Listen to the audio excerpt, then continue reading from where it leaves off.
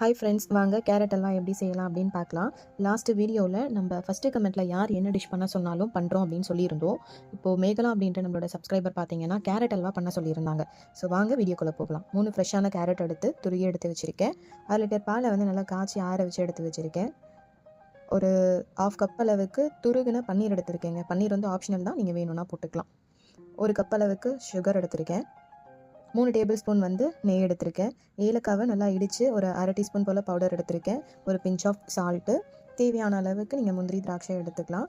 அடுப்பு பற்ற வச்சுட்டு பேன் எடுத்து வச்சுக்கிறேன். பேனில் அந்த நெய்யை போட்டு நல்லா உருக்கி எடுத்துக்கலாம்.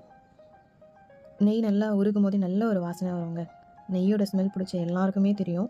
முந்திரியை நல்லா புன்னிறமாக வறுத்தெடுத்துக்கலாம். திராட்சையுமே நம்ம வறுத்தெடுத்துக்கலாம். வறுத்தெடுத்ததுக்கு அப்புறமா நம்ம துருவின கேரட் இருக்கு இல்லையா, அந்த கேரட்டை நெய்யில் போட்டுடலாம். நெய்யில் போட்டு எல்லாத்தையுமே நல்லா வந்து ஒரு மிக்ஸ் பண்ணிடுங்க. நெய்யும் கேரட்டும் ஒன்றா அப்படியே நல்லா பிளெண்டாகி மிக்ஸ் ஆகட்டும். மிக்ஸ் ஆனதுக்கப்புறமா 1/2 லிட்டர் பால் எடுத்து வச்சுருக்கோம்ல, அந்த பாலை வந்து ஆட் பண்ணிக்கலாம். பாலை ஆட் பண்ணிவிட்டு நல்லா மிக்ஸ் பண்ணிக்கலாம். மிக்ஸ் பண்ணதுக்கப்புறமா நல்ல ஒரு வாசனை வருதுங்க. நல்ல ஒரு கொதி வருது. யாரெல்லாம் வந்து அம்மா சமையலை ரொம்ப மிஸ் பண்ணுறீங்களோ அங்கெல்லாம் ஒரு லைக் பண்ணுங்கள். நிறைய பேர் வந்து வெளிநாடுகளையும் வெளியூர்களையும் வேலை செஞ்சிட்ருக்கலாம், படிச்சுட்ருக்கலாம். அம்மா சமைச்சு சாப்பிட்ட சாப்பாட்டை ரொம்ப மிஸ் பண்ணுறவங்க என்ன டிஷ் அப்படின்னு கமெண்ட் பண்ணுங்கள். எடுத்து வச்சுருக்கிற பன்னீரையும் நம்ம ஆட் பண்ணிக்கலாம். ஆட் பண்ணி நல்லா ஒரு கலரிடுங்க. கொஞ்ச நேரம் வெயிட் பண்ணுவோம். இது நல்லா இறுகி வரும். இப்போ ஓரளவுக்கு பால்லாம் பார்த்திங்கன்னா இறுகிடுச்சு. பால் எல்லாமே ஃபுல்லாகவே அதை அப்சர்வ் பண்ணதுக்கப்புறமா நம்ம வந்து சுகர்லாம் ஆட் பண்ணலாம். ஏலக்காய் தூள் கொஞ்சம் போட்டுட்டு ஒரு பிஞ்ச் ஆஃப் சால்ட் போட்டுட்டு சுகரையும் இப்போ ஆட் பண்ணிடலாம்.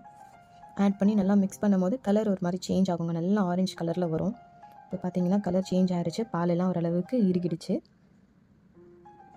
நான் சொன்னேன் இல்லைங்களா, ஒரு ஆரஞ்சு கலர் நல்ல ஒரு கலர் வரும் அப்படின்னு சொல்லிட்டு. நேச்சுரலாகவே ஒரு அழகான ஒரு கலர் வரும் பாருங்கள். இந்த கலர் வந்ததுக்கப்புறமா நம்ம முந்திரி திராட்சையும் ஆட் பண்ணிடலாம். ஆட் பண்ணி எடுத்தோம் அப்படின்னா நெய் நல்லா திரண்டு வரும் பாருங்கள். ஸோ நம்ம கேரட் அல்வா ரெடி. இப்போ நீங்கள் சர்வ் பண்ணலாம். யாருக்கெல்லாம் வீடியோ பிடிச்சிருக்கோ லைக் பண்ணுங்கள். இந்த வீடியோலாம் வந்து எடுக்கிறது அஸ்வின் ஜோயல். தேங்க்யூ.